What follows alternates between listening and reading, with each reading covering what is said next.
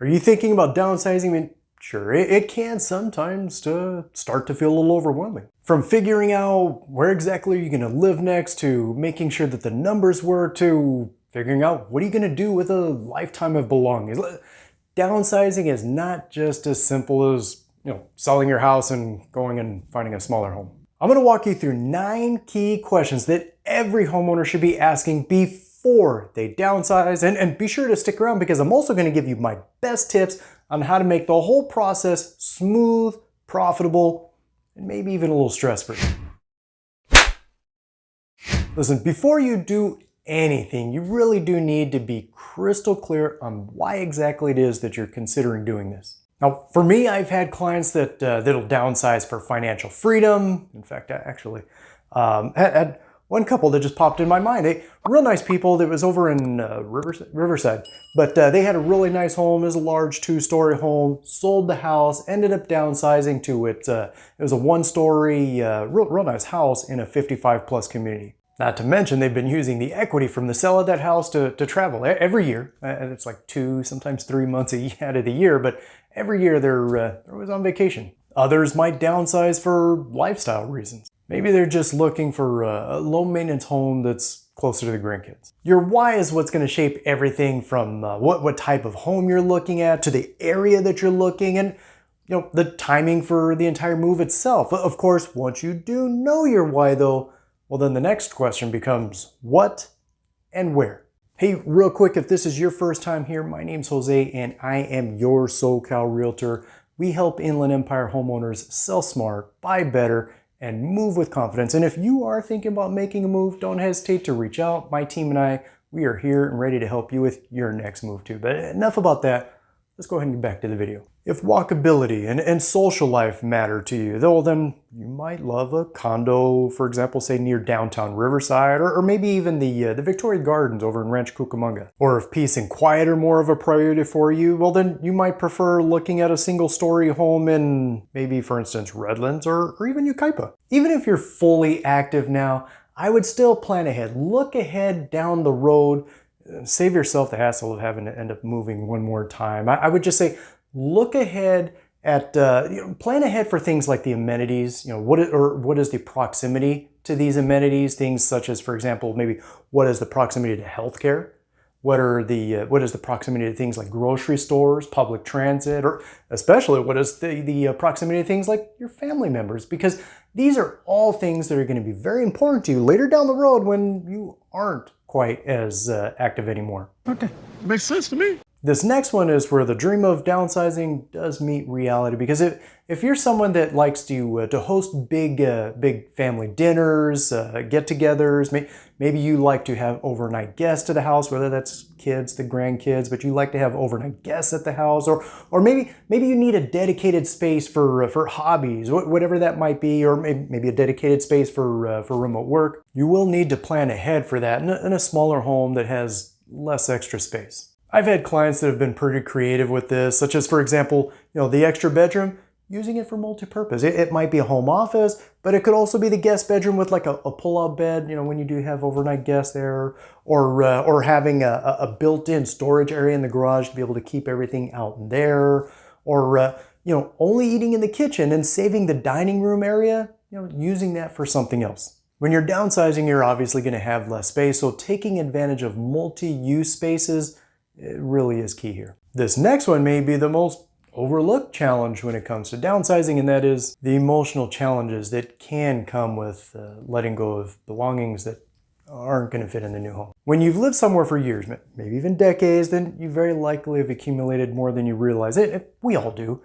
But when you're downsizing, it oftentimes means you're probably not going to be able to bring everything with you. And for most people, that's not just a logistical issue. No, it's an emotional one too. Some ideas that can help with that are the 1-box rule. Every week, what you can do is you can fill 1 box with items to give to maybe family members, or maybe donate, or maybe even just sell them.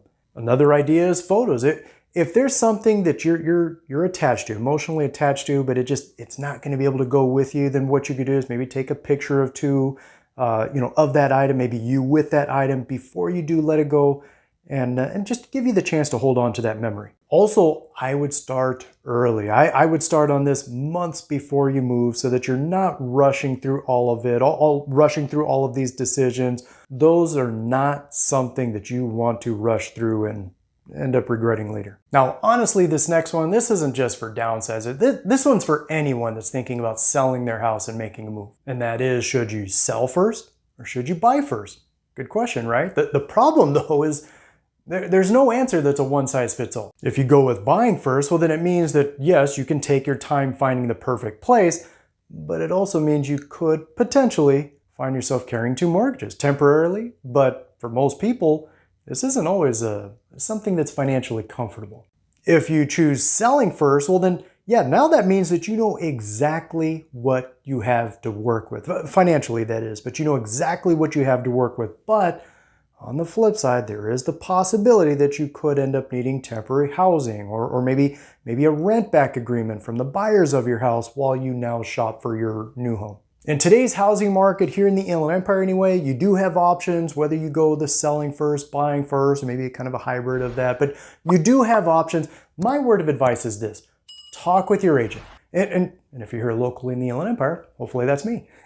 But seriously though, talk with your agent, explore all your options, and definitely do that before you get the ball rolling on this. Quick request for you: if you know anyone that could potentially benefit from watching this video, if you can do me a favor and please be sure to share it with them. This next one, now this one happens all too often, especially if you're getting caught up watching all the headlines about rising home prices, and that is overestimating your current home value. $100 billion.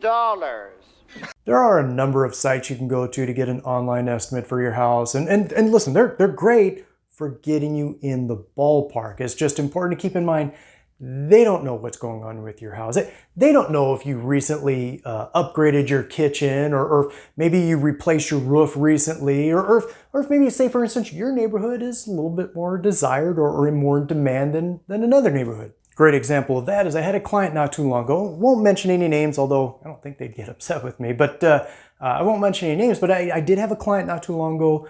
They wanted to sell the house. They wanted to base it though off of an online estimate that they got. And I won't say the name of the site, does rhyme with Millo, but we won't mention any names, but they wanted to base it off of the value that they got on the estimate there. Except it was something like $40,000 over what the market value was for their house, for their area. And ultimately, that's what we listed it at, and it sat there for weeks, for like, I think it was like a month. It sat there with very little activity. We got no offers, but very little activity. And then they did agree. They said, okay, Jose, we went with the market value, what the market was calling for their house. And I don't even think it was a week before we had multiple offers on the house and put it into escrow. Yeah, using online value estimates, I mean, they're not in itself bad, not at all. I mean, like I said, they'll get you in the ballpark. The mistake though is when you trust them as that's it. That's the word. That is the most true and most accurate value for your house. Real quick, before I forget, if you are thinking about selling and downsizing, I have a free home sellers checklist that gives you a complete timeline on prepping your home for sale. It'll tell you exactly what to do, when to do it, which will be a huge help with making sure that everything is ready before your house hits the market. You can download it after this video, but the link for it is down in the description below. Yes, downsizing can free up equity and lower your monthly costs, but don't forget to factor in all the expenses that do come with this, because you still need to budget for moving and packing costs, also closing costs on both the sale of your house and the purchase of your new home. Also potential renovations or updates that maybe the new home you're buying might need. Or what about HOA dues with your new home? Or will you need new furniture to fit your home or your new space? Don't get me wrong, I mean, you absolutely can come out ahead, hundreds, maybe thousands, maybe even hundreds of $1,000s when downsizing. I just don't want you to get caught off guard with any potential expenses that maybe you weren't prepared for or expecting. Now, downsizing to a smaller home, it should lower things like your utility bills, maybe property taxes or maintenance costs, but that's not always a guarantee though. For example, moving from a larger, older home to a smaller townhome, it will most likely save you money on the utilities, but the HOA for that townhome, I mean, it could be as much as $400 a month. Or maybe moving from that same larger, older home to a smaller home in a really beautiful location, but it just happens to be in a fire-prone area that could come with higher insurance premiums. Definitely a good idea to fully investigate, to look into all the numbers before you do commit to anything. And lastly, what about any tax implications that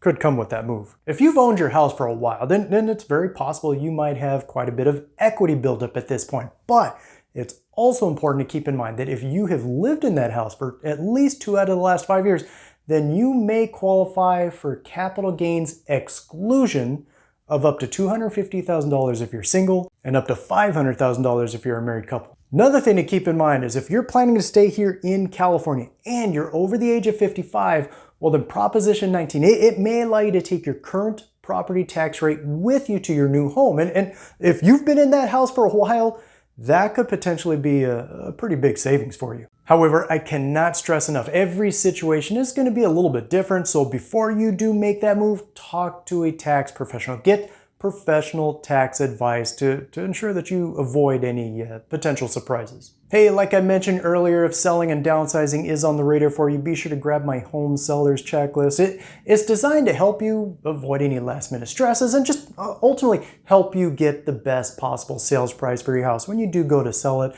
The link to download it is in the description below. Of course, if you do have any questions at all, or if you are thinking about buying or selling, my contact information is also below. Feel free to reach out. Otherwise, until then, we'll catch you on the next one.